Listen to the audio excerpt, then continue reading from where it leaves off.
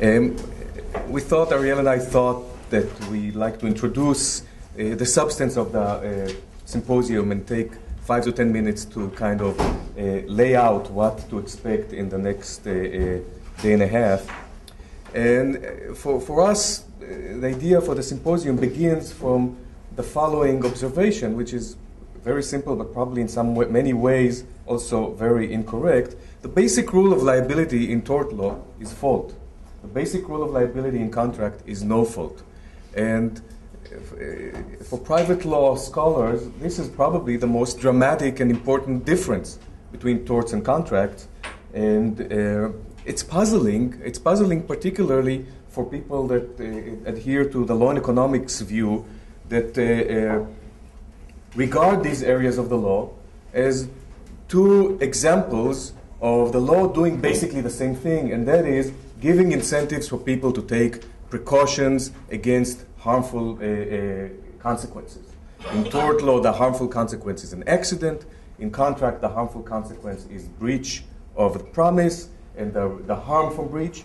And so we'd like to think about these areas in a unified fashion. In fact, Bob Cooter has coined the term a unified model of precaution that many law and economics people accept as gospel. Dick Creswell, who's with us here, wrote several classic papers showing how to think about contractual conduct as a precaution problem. And precaution is kind of, by and large, a tort, isn't the core of the tort inquiry. So if it is a unified model, why are the rules of liability so dramatically different?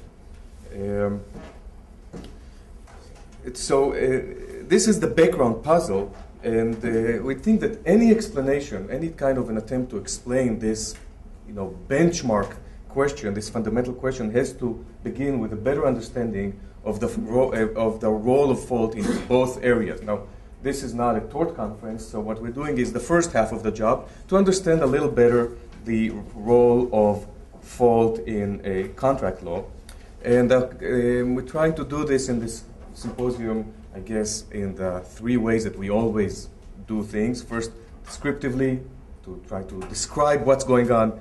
Second, historically, to understand how it emerged. And finally, normatively, with a strong emphasis here on the law and economics normative approach. Descriptively, you will see in these next few days big disagreement. Some people will say, and that's maybe what makes this topic so interesting. Some people will stand up here and say, contract law is all about fault. Richard Epstein might say that he always thought this way, and in fact, I got it all wrong. Contract is about fault, tort is strict liability.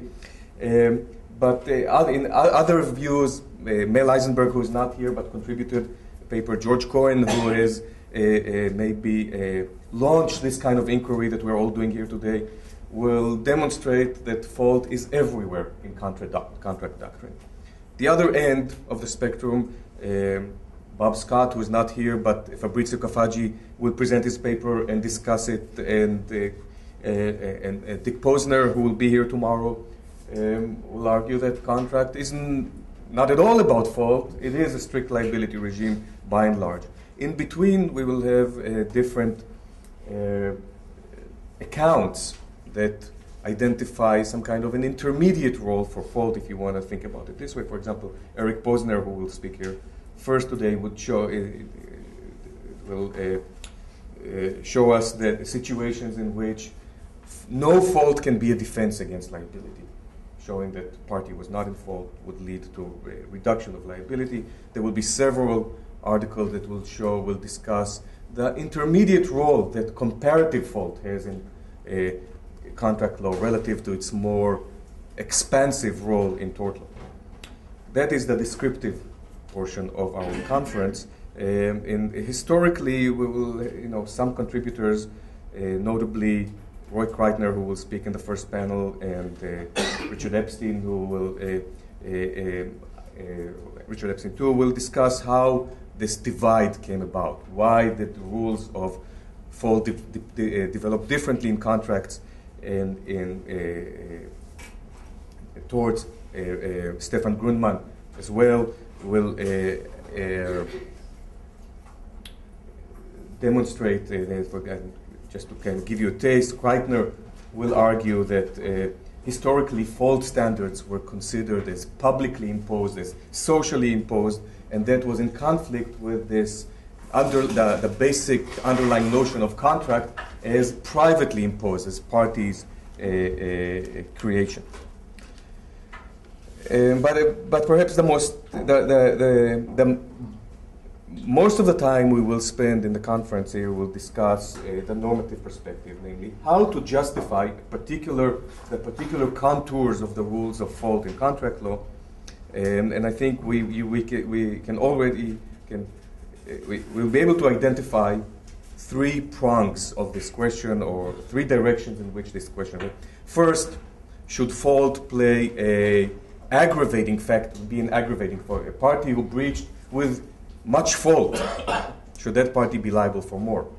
Two, the second prong, should the absence of fault be a mitigating factor? And three, to what extent victim fault should matter? On the first question, on fault as an aggravating factor, we'll have several papers on willful breach.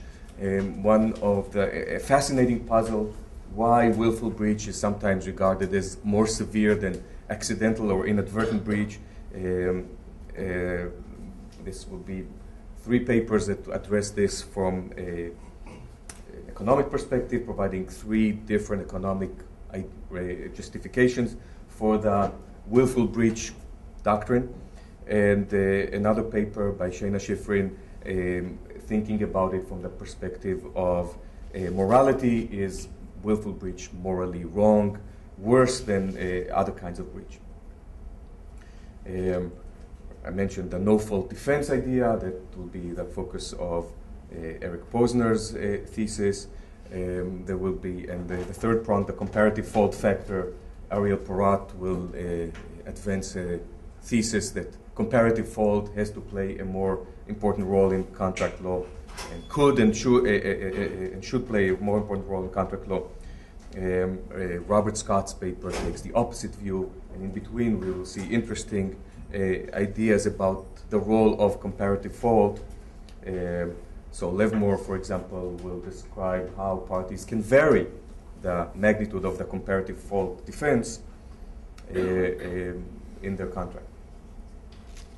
So we'll see, with fault having a variety of roles in contract law, at the end we will ask ourselves, I think we will have a little bit more to traction to this tort contract dichotomy along this no fault lines. Is there really, in modern law, with products liability sitting in the intersection between tort law and sales contract law, is there really room for separate doctrinal grounds for liability?